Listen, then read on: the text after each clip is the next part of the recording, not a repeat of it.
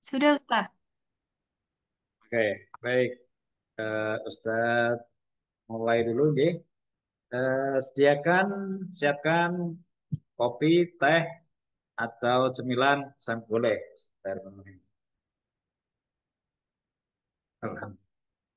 Oke, bismillahirrahmanirrahim. Ustadz mulai. Assalamualaikum warahmatullahi wabarakatuh. Waalaikumsalam warahmatullahi Waalaikumsalam wabarakatuh. Apa kabar semua adik-adik calon warahmatullahi siswa Ahmad Ihsan Cendekia seluruh Indonesia? Sehat semua? Sehat. Sehat. Ready? Semuanya ready? Dan Jadi, siap dan siap untuk belajar materi keislaman. Siap ya? siap. Oke, baik. Baik, Bismillahirrahmanirrahim. Mari kita awali belajar kita kali ini dengan Fatihah, semoga diridhoi Allah Subhanahu wa taala dan menjadi doa dan em, kelancaran untuk adik-adik semuanya nanti di waktu waktu mengerjakan soal diberikan kemudahan dan hasilnya sesuai dengan harapan. Semoga semuanya diterima di insan cendekia. Amin Allahumma amin. Nih, Al-Fatihah. A'udzubillahi minasyaitonirrajim. Iyyaka na'budu wa iyyaka nasta'in. Ihdinas siratal mustaqim. Shiratal ladzina an'amta 'alaihim. Amin. Baik, adik-adik semuanya. Hari ini kita akan melanjutkan sesi kedua belajar materi keislaman. Perlu saya informasikan kembali bagaimana cara menjawab eh, materi kita. Itu pertama, untuk bisa diterima di insan cendekia itu harus satset, harus cepat ya, harus akurat juga dan harus tepat. Maka pertama yang dilakukan sekali lagi menyimak dengan tenang dan memahami soal yang nanti Ustaz bacakan dengan baik, dan ketika dibacakan dicerna dengan teliti dan sambil, bukan sambil itu ya, sambil berusaha menjawab secara spontan dalam pikiran. Jadi ketika dibacakan soal itu sudah ada di otak adik-adik semuanya jawabannya. Itu sambil dibacakan, sambil begitu selesai itu langsung ada di otak sambil kira-kira jawabannya Pak. Bahkan belum selesai dijawab pun kalau memang sudah menentukan, sudah menemukan jawaban, langsung nanti bisa dijawab. Kemudian setelah selesai dibacakan, nanti diberikan sampai 5 detik di kami munculkan kunci jawabannya, kemudian menganalisis jawaban dan bisa ditanyakan ketika ada yang belum paham dengan mengangkat tangan atau memberi kode tangan tandanya ada yang mau bertanya. Dan sekali lagi, agar maksimal dan membiasakan, maka dalam belajar ini harus berpikir cepat, tepat, dan akurat. Siap? Ready semuanya untuk belajar? Siap? Semuanya siap? Halo? siap. Oke, Siap. baik. Oke, ya. Baik, Bismillahirrahmanirrahim. Kita mulai. Next. Nah, ini ada soal tentang zakat. Nah, Subhan merupakan seorang YouTuber sukses dengan berjuta follower. Sekarang banyak orang-orang kaya itu dari YouTuber ya. Ada yang kenal siapa yang paling banyak adanya, yang paling kaya itu anak muda, namanya Willy siapa? Ada yang tahu? Beli Salim. Willy Salim, betul sekali lah, itu sukses besar, itu kaya sekali. Nah, ya, nanti semoga bisa ditiru ini ya, kaya dari YouTube dan banyak uangnya. Ia Subhan ini mempunyai tabungan 100 juta dari hasil pekerjaannya. Tabungan telah tersimpan selama 1 tahun penuh. Zakat yang harus dikeluarkan jika harga emas sekarang 800.000 adalah titik-titik A 1 juta, B 1.500.000, C 2 juta, dan D 2.500.000. Ya, silakan. 1, 2, 3, 4. Ya, ayo silakan. Siapa yang menjawab?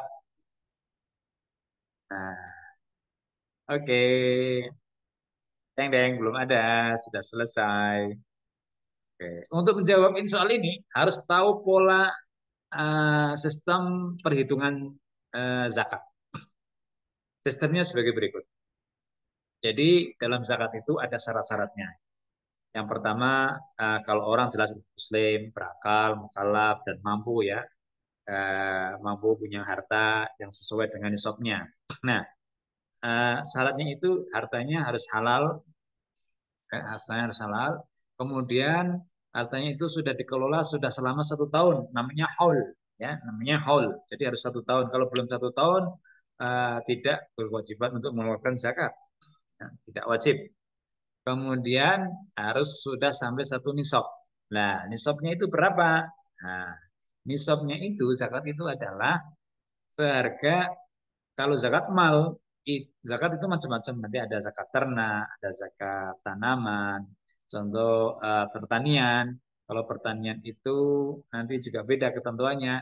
Tetapi ini dalam bidang zakat mal atau zakat harta benda itu disesuaikan dengan zakat perdagangan. Yaitu berapa? Yaitu apabila orang tersebut punya uang sudah sampai 1 tahun sebanyak 85 gram emas. Nah, takarannya berapa? 85 gram emas. Berarti kalau ada orang punya uang diuangkan itu dengan senilai harga 85 gram emas, maka itu sudah sampai nisab.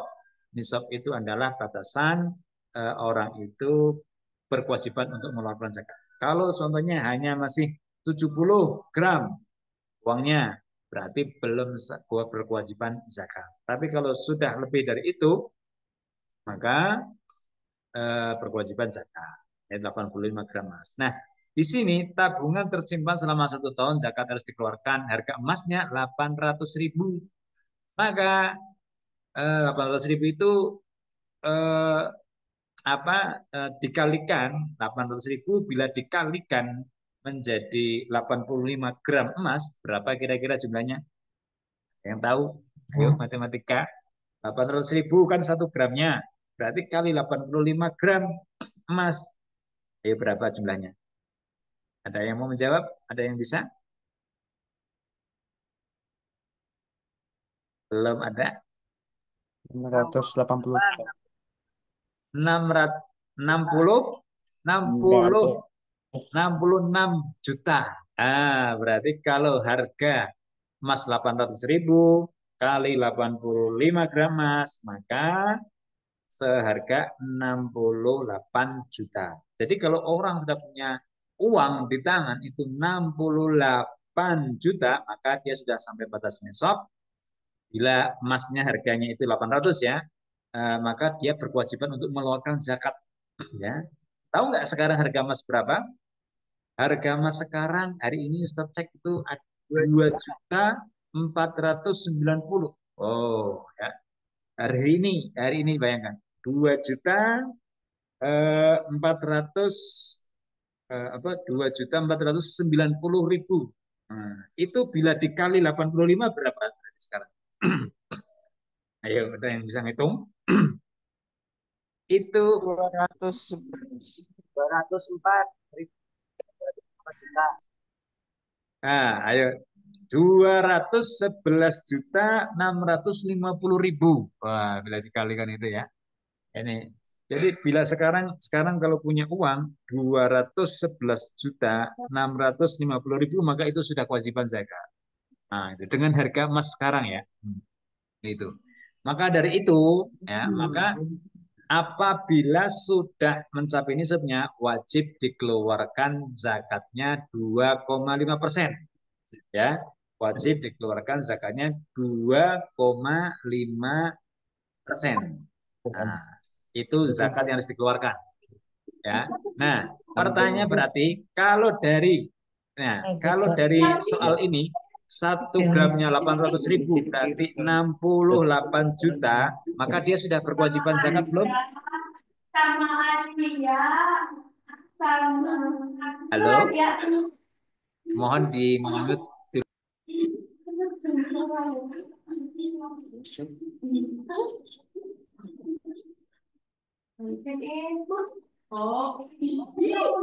Apakah dengar suara mohon yang masih terbuka itu ID-nya? Boleh yang menjawab ya. Sekali lagi pertanyaannya, kalau 60 apa tadi 800.000 kali 85 berarti tadi berapa? 68 juta ya, 68 juta itu nisabnya. Berarti kalau punya ini Subhan punya uang 100 juta berarti sudah masuk nisabnya belum? Sudah ya, jawabannya sudah. Nah, berarti yang dikeluarkan dari 100 juta itu 2,5%-nya. Gitu. Kalau punya uang 200 juta berarti 2,5%-nya. Nah, sekarang 100 juta. Berarti 2,5%-nya berapa? Ah, D.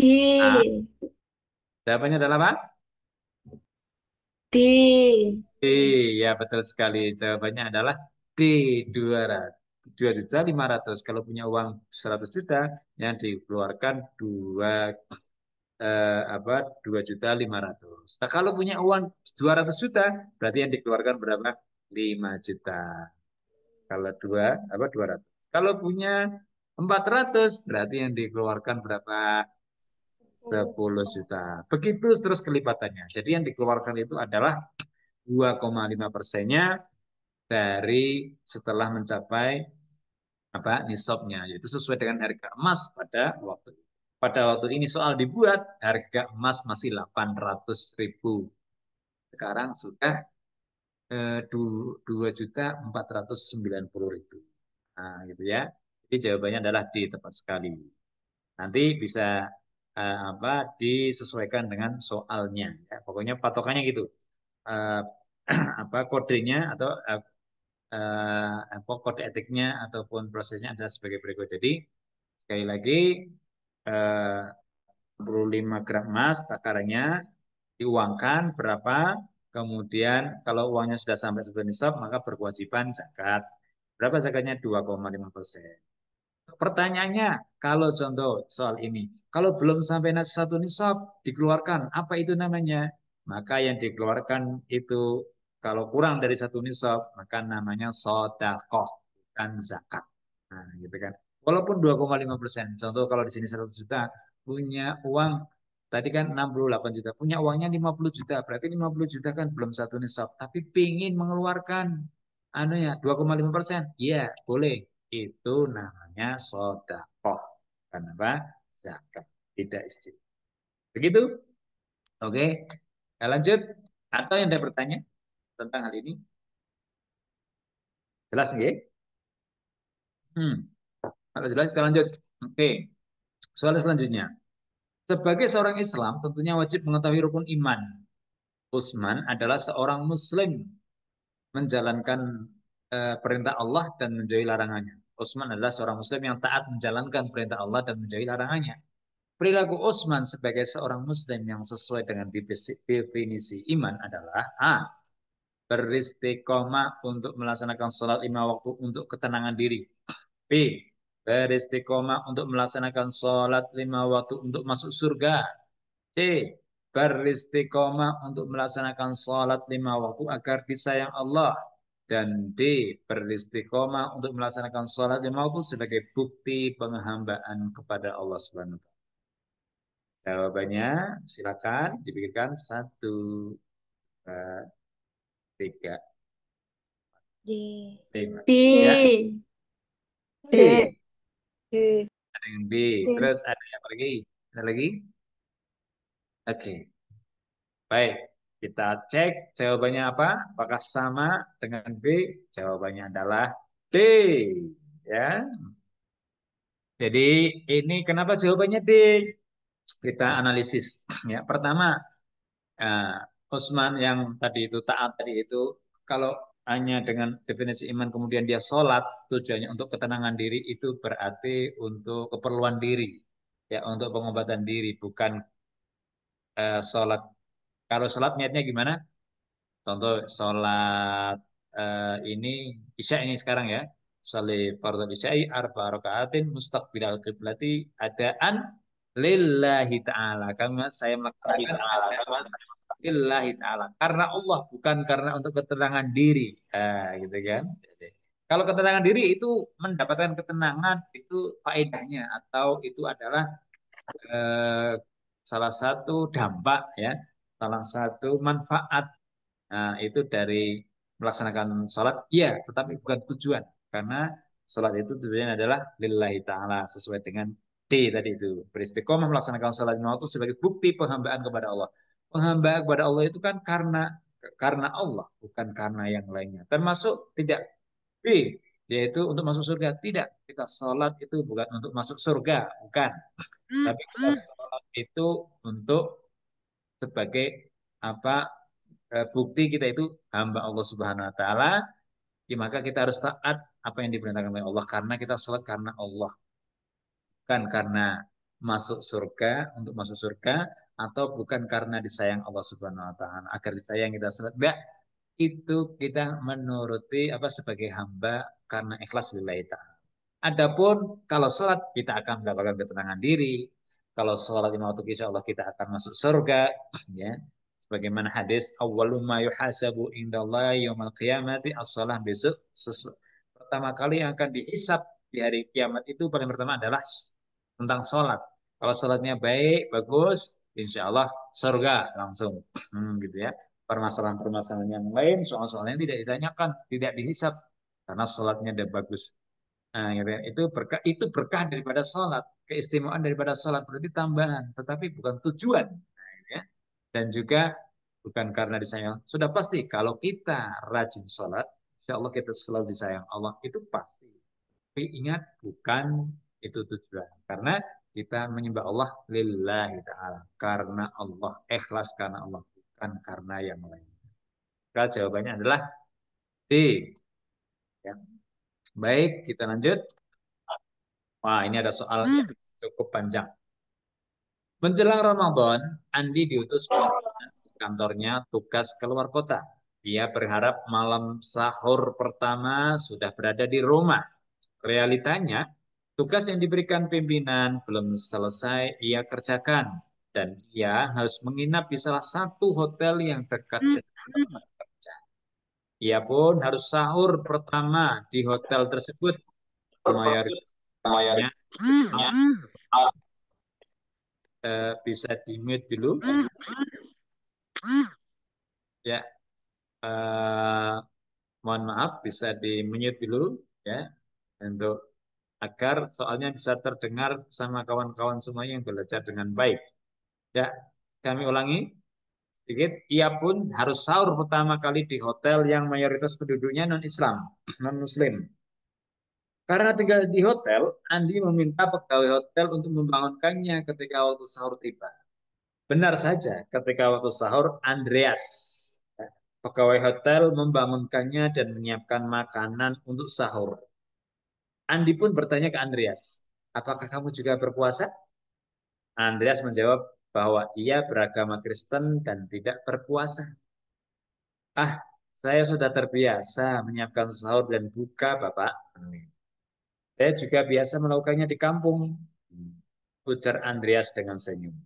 Andi pun berterima kasih dan tidak mengira bahwa Andreas yang tidak berpuasa rela memasak dan menghidangkan makanan untuk santap sahur. Nah, narasi di atas mengandung nilai-nilai moderasi beragama, yaitu A. Adil, B. Toleransi, C. Keseimbangan, dan D. Anti kekerasan. Jawabannya adalah, silakan. Tuh, Pak, Kak, Pat, Mak. Oke, saya menjawab. B. Toleransi. Toleransi. Oke. Terima kasih atas jawabannya. Apakah betul? Kita lihat. Oke, tepat sekali. Selamat untuk yang menjawab. Semoga berkah dan diterima di IC. Ya, betul sekali. Ini tentang masalah toleransi. Jadi, toleransi itu tidak memandang siapapun, bahkan orang yang berbeda pun, kita laksanakan sesuai dengan apa? Sesuai dengan porsi masing-masing, sesuai dengan tugas masing-masing tanpa memandang dari background mana ia berasal, terutama dalam hal keagamaan. Tugasnya tugasnya adalah membantu, saya menyiapkan ya menyiapkan, tidak memandang apa dari agama manapun. Toleransi ya, tidak membiarkan. Oke. Nah, ini penting ini. Ini biasa metu nih, biasa keluar ini ya. Nah, ini. Indikator moderasi beragama. Ini walaupun ada materi khusus, tapi ini masuk ke materi keislaman. Ya. Indikator moderasi beragama. Tahu nggak moderasi beragama itu moderasi itu dia wasatiyah, itu tengah-tengah. Tidak ke kanan, tidak ke kiri, sebagaimana yang kita bahas kemarin. Jadi moderasi itu dia wasatiyah, bersikap tengah-tengah. Ya, tidak terlalu kanan dan tidak terlalu kiri, tidak ekstrim, ya, tidak eh, ekstrim dan tidak liberal, tidak terlalu bebas dan juga tidak terlalu ketat, ya, terlalu tidak bolehan. Nah, itu namanya moderasi dalam beragama. Nah, menurut Kementerian Agama, indikatornya ada 4. Apakah itu? A. Wawasan kebangsaan, keseimbangan, toleransi, dan keadilan. B. Wawasan kebangsaan, humanisme, kearifan lokal, toleransi. Dan C. Wawasan kebangsaan, tidak berlebihan, persamaan, humanisme. Dan D. Wawasan kebangsaan, toleransi, adaptif terhadap budaya lokal, dan anti kekerasan. Kan? Yang bisa menjawab? A. A. Oke. Ada lagi? A. Nah, A. oke. Ya, jawabannya adalah versi Kementerian Agama, karena nanti IC itu di bawah Kementerian Agama, harus tahu ya. IC di bawah Kementerian Agama, Madrasah Aliyah Negeri Insan Cendekia itu di bawah Kementerian Agama ya. Nah, ini punya konsep moderasi beragama, 4 indikatornya, yaitu apa? Jawabannya adalah D ya. Pertama dia ya, jawabannya adalah D. Wawasan kebangsaan artinya dia itu cinta. Apa artinya ini? Wawasan kebangsaan itu dia cinta negerinya, cinta negaranya, cinta bangsanya. Ya, itu. Kedua, toleransi, menghargai orang lain dari agama manapun, ya, tanpa membedakan dan tanpa mendiskreditkan, ya. Kemudian adaptif terhadap budaya lokal, yaitu maksudnya adaptif terhadap budaya lokal itu, yaitu dia itu tetap menghargai budaya yang ada di sekitar kita, ya. Karena budaya itu bagian daripada kekayaan eh, jadi diri sebuah peradaban di suatu tempat. Misalnya kita di Jawa, maka ada adat Blangkon, pakai apa itu baju lurik, gitu ya, terus pakai apa kemben, pakai apa kemben, apa namanya itu baju ini ya, ya baju ini, dan sesuai dengan budaya lokal masing-masing, asalkan itu tidak bertentangan dengan norma-norma agama, itu apa bisa diadaptif. Contoh, kalau nggak salah itu ada wayang ya, pernah lihat wayang? Wayang itu kan ada namanya apa itu Titi Jenar, kemudian Sunan Kalijogo dan sebagainya. Ini dari budaya yang tadinya itu terus dialihkan menjadi budaya yang agama, kemudian apa yang baik kemudian bisa diadaptasi menjadi sebuah apa tampilan ataupun menjadi sebuah sesuatu yang bisa dilaksanakan tanpa mensyirikan, tanpa apa meninggalkan dan sebagainya. Itu adat-adat, namanya adaptif terhadap budaya lokal selama tidak apa pertentangan. Kalau pertentangan ya bertentangan dengan syariat maka tidak bisa. Contoh ada adat yang bertentangan itu, contoh kalau kalau mau tanam atau mau tanam padi itu kan kadang di pojok-pojok itu di apa diberikan ayam panggang, kemudian ada rokoknya, ada kembangnya, maksudnya biar penunggunya situ apa ikut menjaga ataupun biar tidak dimakan mereng dan sebagainya. Nah, itu tidak boleh karena itu apa? Mempercayai hal kesyirikan. Ataupun budaya itu nyembel apa menenggelamkan kepala kerbau di laut itu ya, yang dipersembahkan untuk Nyi Roro Kidul ataupun kepada ini penunggu laut agar tidak marah dan sebagainya, itu berarti mempersembahkan untuk hal makhluk yang diciptakan Allah, berarti itu bertentangan, maka itu tidak diambil. Nah, tapi yang diambil adalah hal-hal yang positif. Contoh ini apa? Sekarang musim santri ya, hari santri sebentar lagi santri ini hari santri tanggal 22 22 Oktober 45 itu ya. Itu kan diambil sebagai hari santri. Nah, santri itu pakai sarung. Nah, pada hari itu semua pada pakai sarung ya, pakai koko mengambil itu berarti namanya itu adaptif terhadap budaya lokal. Kenapa hari itu adalah hari santri maka pakai. Kemudian nanti ada hari apa eh, macam-macam harinya itu budaya lokal. Nah, itu bisa diambil, bisa kita apa? Kita laksanakan. Itu namanya adaptif. Kemudian anti kekerasan itu ya kita tidak boleh menzalimi orang lain ya, tidak semena-mena, kemudian yang sifatnya termasuk membuli dan lain sebagainya itu kan termasuk kekerasan, baik kekerasan kekerasan bisa fisik, bisa verbal, misalnya dengan kata-kata. Itu eh, kalau moderat dalam beragama maka tidak melaksanakan itu dan anti kekerasan. Nah, itu ya. Ini empat harus hafal ini. Ini empat ini pas biasanya keluar, maka hafalkan ya. Jadi indikator moderasi beragama versi Kementerian Agama adalah empat: wawasan kebangsaan, toleransi, adaptif terhadap budaya lokal, dan anti kekerasan. Oke, jawabannya adalah D. Soal selanjutnya. Andi mempunyai sahabat Andreas yang beragama Kristen. Saat keduanya ada kegiatan, kebetulan hari Minggu dan berbarengan dengan kegiatan ibadah Andreas. Sedangkan kegiatan tersebut berlangsung dari pagi sampai siang hari. Yang sebaiknya dilakukan Andi adalah titik. A. Tetap berangkat pagi sesuai dengan jadwal awal. B.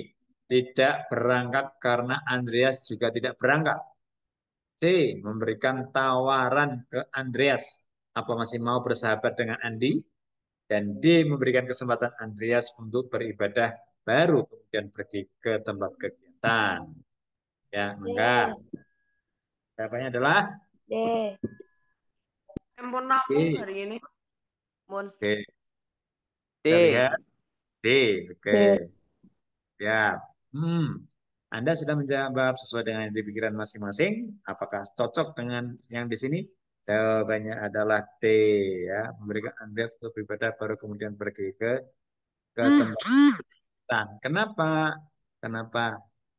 Jadi sebagai seorang yang tadi itu yang toleran ya, harus memberikan kesempatan orang lain untuk atau teman kita siapapun itu untuk beribadah sesuai dengan eh, apa kepercayaannya masing-masing di waktu dan tempatnya masing-masing. Jangan apa istilahnya itu kita eh, mempersempit orang gara-gara kepentingan, kepentingan apa idealis dalam beragama, dalam keyakinan. Enggak, karena apa lakum dinukum waliyatin, bagimu agamaku, bagiku agamaku, bagimu agamamu, bagiku agama.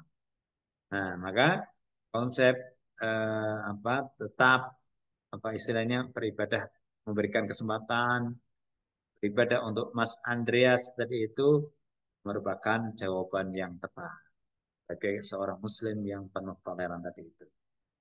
Oke, sementara yang lain jauh dari yang dimaksud. Baik, lanjut. Di bawah ini adalah contoh sikap moderasi beragama dalam kehidupan sehari-hari. Ya, yaitu titik-titik. A. Berteman hanya satu agama saja. Wow. B. Menghormati E. agama yang lain. C. Memaksa agama kepada orang lain yang sudah memiliki agama. I. Melaksanakan ajaran agama D. dengan tidak baik dan benar. Apa ini? D. B. Oke. Ya, tadi pas ada yang begitu dibaca langsung B gitu kan. Ya, perasaan sekali. Jadi Kita harus menghormati agama yang diyakini orang lain. Moderasi beragama dalam sehari-hari. Pasti dari adik-adik ada yang sekolahnya itu ada yang bareng sama orang Kristen ya, ada yang itu harus menghormati mereka, sama-sama mereka satu bangsa dan tetap saudara kita. Nanti ada konsep tentang saudara, kita lihat seperti apa.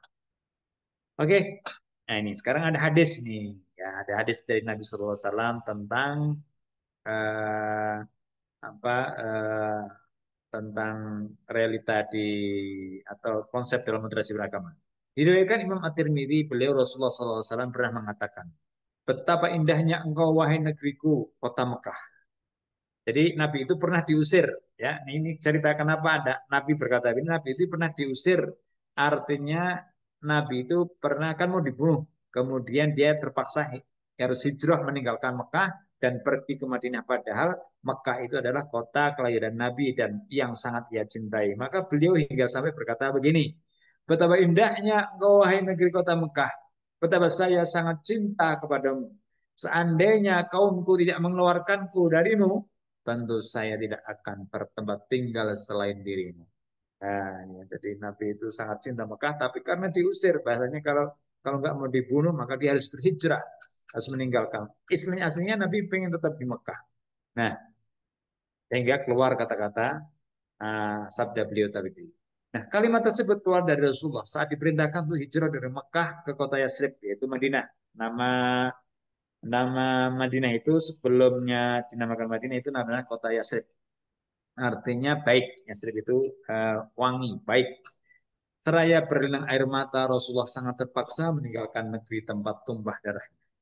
Perilaku Rasulullah pada kisah tersebut apabila dikaitkan dengan indikator moderasi beragama adalah A. Toleransi, B. Anti kekerasan, C. Wawasan kebangsaan, dan D. Penghargaan terhadap tradisi lokal. Ayo, jawabannya C, apa? C, C. Oke. Ya, betul sekali. Wawasan kebangsaan. Jadi itu Nabi itu cinta kepada apa? Kota Makkah. Maka kita pun harus cinta kepada negeri Indonesia. Walaupun kita kalah kemarin dengan Saudi, tetap cinta Indonesia.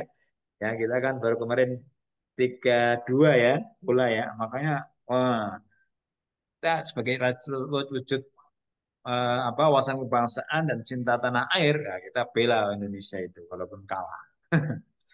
Begitu ya. Jadi maka orang tindakan teroris ya itu kan teroris yang mengebom apa membunuh, tidak toleran, kemudian ingin merusak negara kita, itu tidak punya wawasan kebangsaan, dia tidak moderat dalam beragama, termasuk korupsi, itu apa tidak berwawasan kebangsaan ya karena merugikan negara. Pokoknya yang merugikan negara dan tidak cinta tanah air maka tadi itu ya tidak berwawasan kebangsaan. Maka hari santri nanti dimewujudkan di santri tanggal 23 Oktober itu kita ikut sama-sama ikut upacara sebagai wujud rasa cinta kepada bangsa Indonesia dan berarti kita telah melaksanakan moderasi beragama yaitu apa? Wawasan kebangsaan. Nah, itu nanti di tanggal 22 Oktober. Lanjut. Hmm. Sahabat Umar masuk Islam berkat doa yang dipanjatkan Rasulullah SAW setelah berkat doa yang dipanjatkan oleh Rasulullah. Setelah masuk Islam, Umar bin Khattab merubah konsep dakwah Islam yang awalnya sembunyi-sembunyi menjadi terang-terangan. Nah, nilai yang biasa dipraktekkan dalam kehidupan sehari-hari sesuai dengan narasi di atas adalah A. Rajin dalam menuntut ilmu. B. Disiplin dalam C, membagi. C, C. C, Sikap tegas dan C. kebenaran. Dan C. bersikap arogan terhadap orang lain yang berbeda pendapat. Oke, ada yang sudah memilih C, ada ya. Oke, kita lihat. Oke, conclusion. Oke, Masya Allah. Ini B, apa C, betul sekali. Bersikap tegas, menunjukkan nilai kebenaran. Umar itu adalah sahabat Nabi yang tegas. Dia itu ditakuti oleh sahabat lain karena dia itu ahli gulat dan kuat. Ya, siapa yang nggak takut sama Umar semua pada takut. Sehingga ketika dulu Umar itu belum masuk Islam, dakwah Islam itu secara sembunyi-sembunyi, secara apa sembunyi-sembunyi lewat pintu rumah ke rumah yang lain. Tapi setelah Umar itu masuk Islam, itu mulailah dakwah itu terang-terangan. Karena apa? Ada Umar dan Umar dia mengumumkan diri di depan Ka'bah yang waktu itu ada tempatnya untuk berkumpul dan tempat untuk menyembah berhala. Di Ka'bah itu dulu banyak berhala-berhala disimpan di situ. Umar di depannya bilang, wahai kaum Quraisy, pada saat ini aku umumkan bahwa saya telah masuk Islam. Ayo, barang siapa yang tidak terima, silahkan maju ke sini, perang denganku. Nah, itu Umar. Nah, mulai dari situlah Islam berani menunjukkan dan dakwahnya terang-terang. Nah, itu ya, tentang Sayyidina Umar yang luar biasa. Khalifah kedua. Nah, next. Di Madrasah Sanawiyah Negeri 1 terdapat seorang siswa. Ya, terdapat seorang siswa yang bernama Bejo. Wah, Bejo ini namanya Bejo ini berarti beruntung ya. Ia berasal dari keluarga sederhana. Ia memiliki tekad tinggi menjadi orang yang pandai. Setelah pulang sekolah, dia membantu ayahnya berjualan di angkringan. Keuntungan digunakan untuk membeli peralatan sekolah. Dengan semangat tinggi dan bersungguh-sungguh, Bejo berhasil menyelesaikan sekolahnya di Madrasah Sanawiyah menjadi siswa berprestasi yang membanggakan. Masya Allah. Perilaku yang dilakukan Bejo adalah A. Berilmu, B. C. Produktif, C. C, Kerja keras, dan D. Kreatif. Ayo, silakan. C, C. C. C. Oke. Ada yang lain? Lain C? Betul sekali jawabannya C. Kenapa? Bejo itu pekerja keras ya. Dia itu apa? Di sininya dibidik adalah ya, yaitu kesungguhan Bejo ya, kesungguhannya pekerja keras. Dia itu siswa ataupun siswa yang bukan yang anak mama papa, artinya serba mama serba papa, serba menggantung, tapi dia penuh perjuangan ya, dia itu pejuang keras, dia itu tidak yang lemah, tapi dia itu kaum yang disebut kaum perintis, bukan pewaris. Nah itu kan ada, jadi anak-anak itu dia merasa diri itu saya itu perintis bukan pewaris, jadi saya nggak menanggalkan orang tua tapi saya akan berjuang sendiri. Lah ini model bejo begini ya, di samping anak yang taat, yang patuh, yang berbakti kepada orang tua, dan dia juga tidak malu untuk membantu dan berjualan demi orang tua, nah, dan demi memperjuangkan dirinya. Maka ini perlu ditiru nih Mas Bejo ini ya. Jadi ini anak-anak IC itu kayak gini banyak ini di sini ya. Jadi anak-anak IC itu kayak itu juang semuanya di sini. Pagi, siang, sore, malam penuh perjuangan. Nah, karena mereka sadar, rata-rata anak-anak di Indonesia itu sadar bahwa depan ini adalah masa depannya sangat cerah bila mereka menggalinya ataupun menuntutnya dengan sungguh-sungguh. Maka di insan cendekia itu punya punya apa punya sesuatu yang mereka pegang. Biarlah kami susah dahulu ya, maka nanti kita akan bahagia selamanya, setelahnya, dan selamanya. Jangan sampai kita bersenang-senang dulu, nanti di akhirnya kita tinggal payah. Maka bagi orang yang slow, yang santai-santai sekarang, katanya anak-anak kami, maka persiapkan jaga kesehatan baik-baik, karena nanti setelah selesai tinggal menunggu masa sulitnya, maka harus kuat ototnya dan harus sehat agar bisa hidup. Nah, tapi kalau sekarang ya sungguh-sungguh uh, punya tekad yang tinggi dan kerja keras, kalau nanti tinggal senang-senang. Maka anak-anak kami punya begitu. Ya, siap-siap. Maka insya Allah di sini semuanya pekerja keras dan punya semangat yang tinggi dalam berjuang. Calon pemimpin di tahun 2045 masa keemasan Indonesia, insya Allah kalian semuanya ya, amin ya rabbal alamin. Next, dalam konteks era digital, bagaimana umat Islam dapat menjaga nilai-nilai kejujuran sesuai ajaran Islam ketika berinteraksi dengan media sosial? A. Membagikan dan informasi yang A. benar. Yang sudah A. B. Menyebarkan informasi tanpa memeriksa kebenarannya. C. Menghindari berbagai konten yang bersifat hiburan. Dan D. Membatasi interaksi hanya dengan sesama muslim. Jawabannya adalah A. Betul sekali ya. Jadi ketika memberikan informasi itu di media sosial harus yang punya nilai manfaatnya ya. Yang jelas manfaatnya. Kalau yang enggak itu enggak perlu.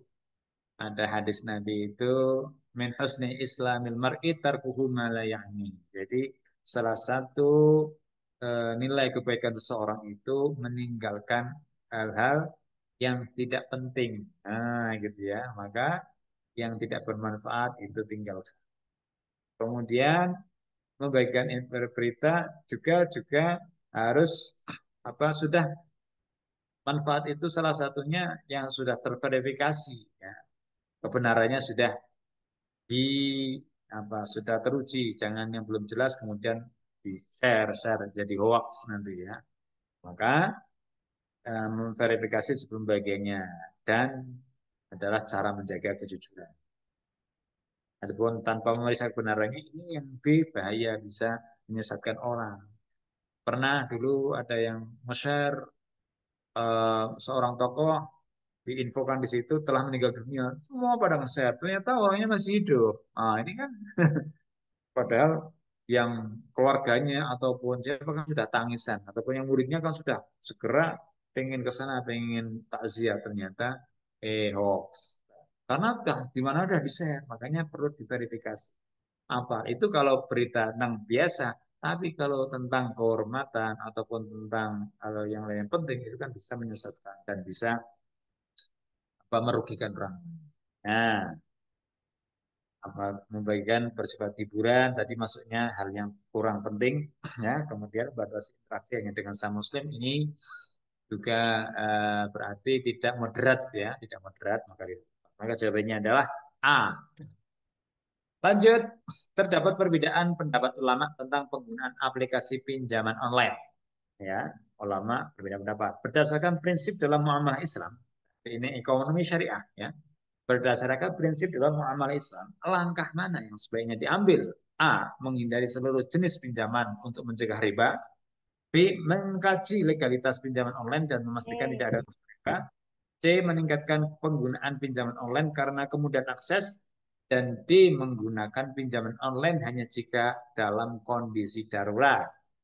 Silakan. Ya, ada yang menjawab? Satu, D. dua, D. D. Oke, kita lihat. Ada yang jawab D. Jalan lagi. Oke. Jawabannya adalah B. Ya, menghindari riba dengan memastikan kehalalan transaksi. Kenapa itu? Pertama nih, menghindari seluruh jenis pinjaman untuk mencegah riba. Kita eh, apa? Riba itu kan diharamkan ya, jelas dalam Al-Qur'an. Wa halallahu al-bai'a wa harrama riba. Allah menghalalkan jual beli dan mengharamkan riba. Riba kenapa diharamkan? Karena merugikan ya, karena menzalimi dan itu tidak sesuai dengan prinsip muamalah Islam ya, maka Allah larang. Maka tetapi menghindari seluruh jenis pinjaman untuk mencegah riba ini tindakan apatis, tindakan putus keputusasaan karena tidak semua pinjaman online itu mengandung riba. Maka menggebiah-uyah ataupun mengeneralisir semuanya itu adalah kurang tepat. C. Meningkatkan penggunaan pinjaman online karena kemudahan akses.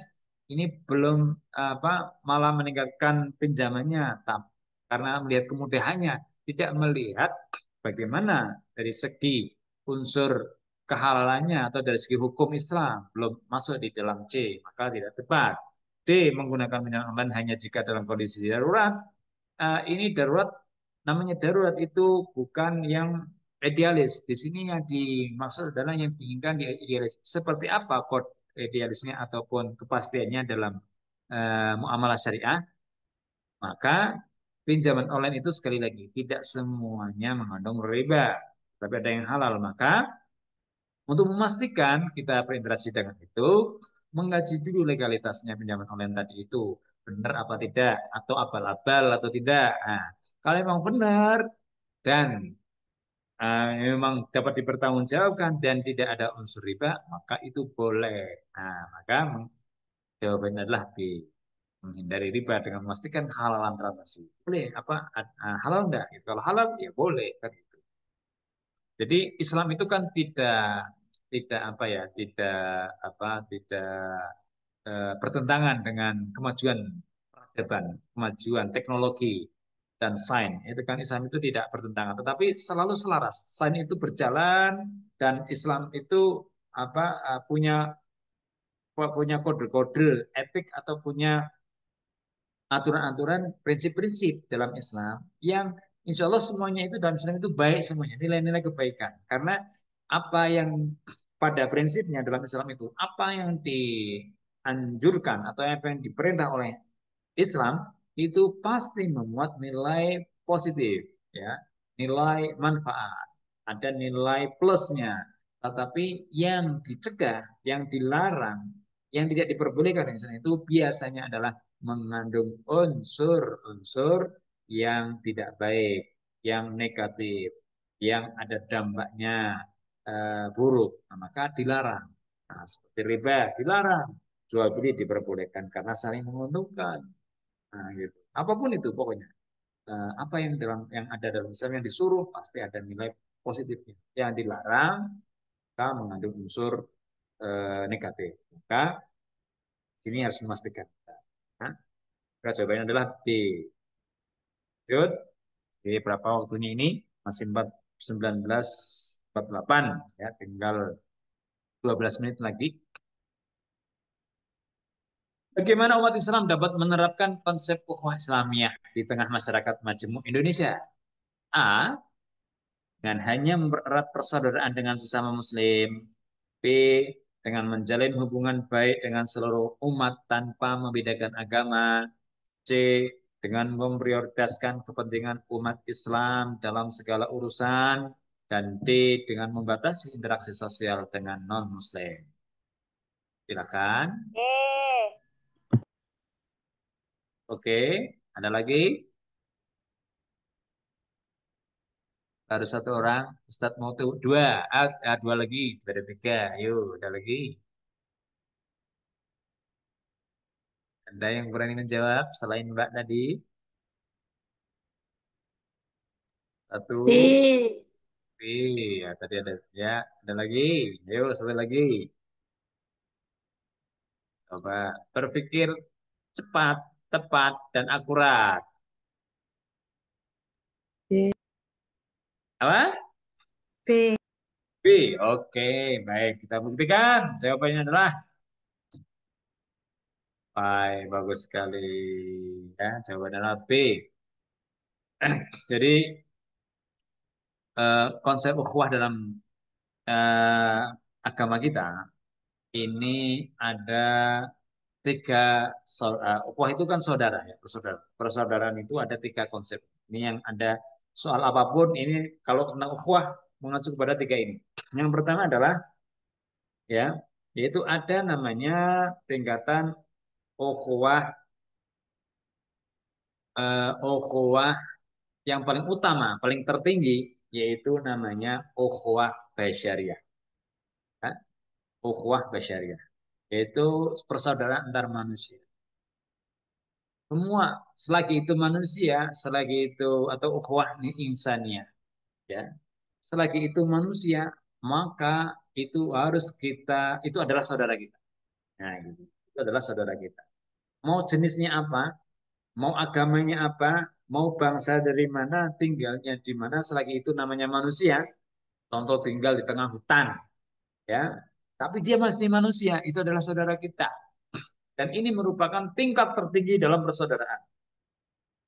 Ya, itu.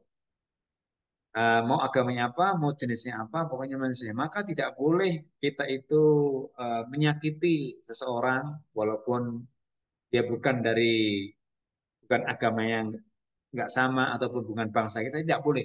Itu masih saudara, saudara kita. Ya, Uh, mau orang manapun. Yang kedua, tingkatan kedua, ukhuwah watoniyah, yaitu persaudaraan antar bangsa, ya, antar negara. Kita di sini di Indonesia berbagai macam suku, budaya, bangsa dan agama, ya, bersuku-suku dan berbangsa-bangsa di negara kita itu. Kita contoh ketemu di Arab atau ketemu di mana atau di Eropa sama orang Indonesia itu adalah saudara kita sebangsa. Maka lebih ada nilai plusnya lagi, bukan hanya sesama saudara antar manusia, tetapi ada nilai tambahan. Itu dia adalah saudara kita dalam berbangsa atau satu negara. Saudara kita. Walaupun misalkan beda agama atau beda suku, beda beda tempat, maka dia saudara kita. Dan yang terakhir adalah uh, ukhuwah Islam atau persaudaraan agama. Yaitu teman kita sesama seagama, ya, walaupun dia itu misalkan walaupun dia itu bukan dari keluarga kita, tetapi dia adalah saudara kita.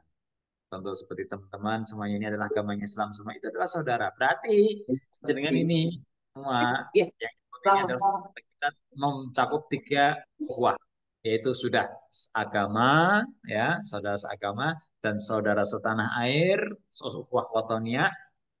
Yang ketiga adalah ukhuwah basyariah, yaitu sama-sama manusia. Itu adalah 3 konsep. Nah, semua harus dihormati. Nah, pertanyaannya adalah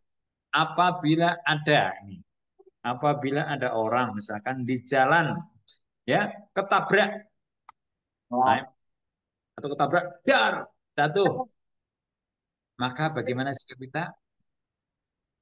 Kita harus menolongnya. Nggak perlu tanya, lihat KTP-nya agamanya opo, nggak perlu.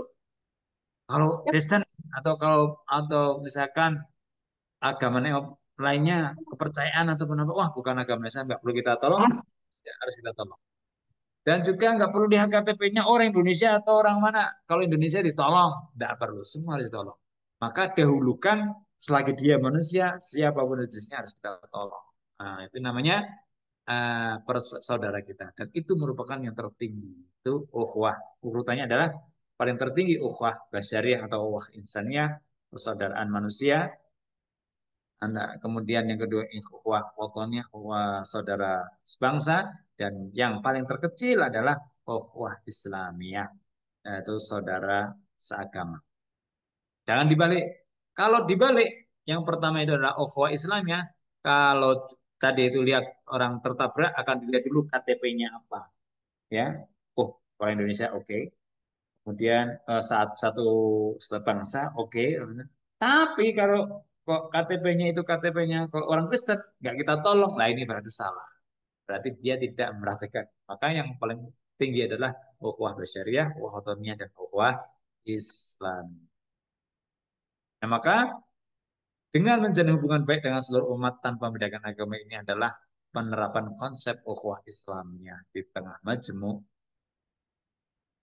Ya, lanjut. Kurang 5 menit. Dalam Islam, etos kerja yang tinggi merupakan nilai yang dianjurkan. Bagaimana konsep ini dapat diterapkan dalam menyikapi fenomena quit-quitting? Nah, quit-quitting itu bekerja sesuai dengan tupoksi. Tupoksi itu tugas dan fungsi.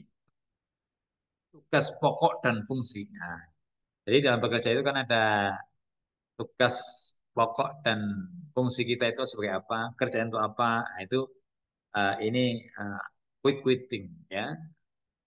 Bagaimana konsep ini dapat diterapkan dalam menyikapi fenomena quit-quitting di dunia kerja? A. Dengan bekerja sebaik mungkin meskipun tugas diberikan minimal. B. dengan mengambil tugas tambahan untuk mendapatkan lebih banyak penghargaan. C. Dengan memberikan kontribusi sesuai dengan amanah tanpa meninggalkan tanggung jawab. Dan D. Dengan bekerja hanya sesuai perjanjian kontrak tanpa memperhatikan kualitas. Ya, silakan. C. C. Oke, bagus. Ada lagi? Satu lagi lah. Ya. Ada yang sudah berani menjawab? Mbak, ada ini yang lainnya? Ada? Harus berani. IC itu harus berani. Harus tahu. C. Apa? D. Oke. C, Pak. Apa? C. C. Oke, ya baik, Mbak C ya. Oke, jawabannya adalah sebagai berikut. Betul sekali ya, memberikan kontribusi sesuai amanah dan tanggung jawab adalah etos kerja Islam. Jadi eh, namanya etos kerja itu ya di dunia ini apa di dunia bisnis, di dunia kerja itu bukan hanya kita itu mencari untung yang banyak, kemudian kerja minimal, hasil maksimal, utawa apa sebaik mungkin, tapi minimal tidak, tetapi bekerja itu soal amanah dan tanggung jawab. Maka dari itu, memberikan kontribusi sesuai dengan amanah tanpa meninggalkan tanggung jawab itu adalah itu merupakan konsep bekerja dan dalam Islam mempunyai etos kerja yang sangat tinggi. Ya, oke. Selanjutnya, seorang Muslim menyaksikan ketidakadilan dalam distribusi zakat di daerahnya. Nah, berdasarkan prinsip amar ma'ruf nahi munkar. Tahu amar ma'ruf nahi munkar? Amar ma'ruf itu adalah perintah melaksanakan kebaikan, ya, perintah melakukan kebaikan. Nahi mungkar itu mencegah kemungkaran, mencegah hal yang dilarang, ya, mencegah kemungkaran. Tindakan apa yang paling tepat dalam konsep ketidakadilan dalam distribusi zakat? A. Membicarakan ketidakadilan tersebut di media sosial. Wah, betul, di media sosial tulis banyak. B. Menyampaikan keberatan dan memberikan masukan kepada pengurus zakat. C. Mengambil peran sebagai pengurus zakat agar bisa memperbaiki sistemnya. Dan D. Tidak ikut campur dan tetap membayar zakat seperti biasa. Nah, ayo. Silakan 1, 2, 3, 4, 5. Silakan. B. B. Oke, ada lain? Satu lagi.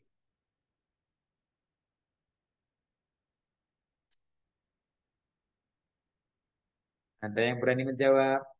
In, calon calon insan cendekia harus berani. Salah tidak apa-apa.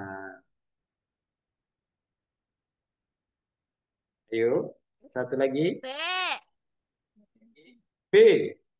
Oke, B lagi tadi sudah. Oke, baik. Jawabannya adalah betul sekali. Selamat untuk mbaknya yang menjawab. Masya Allah, semoga diterima di insan cendekia. Wah, jadi jawabannya adalah B. Kenapa? Kenapa? Kok tidak A? Pertama, kalau membicarakan ketidakadilan tersebut di media sosial itu akan menjadi fitnah, ya, maka tidak tepat. Ya, kalau perlu solusi yang real, yang langsung bisa menjadi bisa tidak ditindaklanjuti. Nah, kemudian yang B menyampaikan keberatan dan memberikan masukan kepada pengusaha itu lebih arif dan bijaksana, ya, keberatan dan memberikan masukannya yang tepat langsung kepada pengurus, karena apa? Itu bagian dari bentuk amar ma'ruf nahi munkar. Kita mencegahnya begitu, ya, kan malah menjadikan tambah fitnah. Kemudian C mengambil peran sebagai pengurus zakat agar bisa memperbaiki sistemnya. Itu pergantian pengurus itu butuh waktu lama dan bahkan nanti bisa malah lupa, maka tidak efektif. Maka nunggu lama itu perlu lama. Langsung kemudian tidak ikut campur dan tetap membayar zakat seperti biasa, ini malah acuh tak acuh, ya, tidak punya perhatian. Nah, ini walaupun dia pelaku, dia baik, tetapi tidak punya sense of belonging, ya, tidak punya rasa eh, rasa memiliki rasa empati dan rasa tanggung jawab untuk memperbaiki tentang sistem yang terjadi di proses distribusi zakat tadi. Maka jawaban yang tepat adalah B, menyampaikan keberatan secara langsung bagian dari amar ma'ruf nahi munkar. Maka dalam nahi mungkar ini nanti kalau ketemu soal tentang amar ma'ruf nahi munkar ada prinsip yang harus dipegang, yaitu ini ada kata-kata. Ini sekaligus menjadi kata-kata penutup hari ini dan sekaligus menjadi kata-kata hari ini bisa jadikan status. Nah, kata itu ini mahal. Jadi kata-katanya sudah berikut. Amar ma'ruf nahi mungkar itu harus dilakukan dengan cara yang ma'ruf. Dan apabila amar ma'ruf nahi mungkar ini dilakukan dengan cara yang mungkar, maka akan bisa menimbulkan kemungkaran yang lain lagi. Nah, ya. Dan sampaikan amar ma'ruf ataupun amar ma'ruf yang munkar itu harus dilakukan dengan cara yang ma'ruf, yang baik. Apabila tidak baik, alias dengan cara yang mungkar, maka bisa menimbulkan kemungkaran yang lain lagi. Nah, itulah kata-kata hari ini dan menjadi penutup, ya. Semoga karena waktunya sudah habis, ya, sudah pukul 20 bahkan 02, maka saya cukupkan. Kemudian semoga bisa dicerna dengan baik dan menjadikan gambaran tes-tes SNPDB nanti ke depan bisa menjadikan lancar semuanya, dan saya doakan semoga semuanya diterima, amin ya rabbal alamin. Demikian dari Ustadz. Wassalamualaikum warahmatullahi wabarakatuh. Waalaikumsalam warahmatullahi wabarakatuh. warahmatullahi wabarakatuh. Ya, kepada Ustadz Mansur yang telah memberikan materi mengenai literasi keislaman pada malam hari ini. Ya, Semoga sama-sama. ilmunya bermanfaat bagi teman-teman semua. Baik ya, lanjut adik-adik semua untuk di sesi yang kedua, materi yang kedua yaitu mengenai kepribadian. Untuk Kak Nur, apakah sudah siap Kak Nur? Iya Kak, sudah Baik, siap. Kak Nur, mungkin langsung saja kepada Kak Nur kami persilahkan. Baik, terima kasih Kak Desi. Dan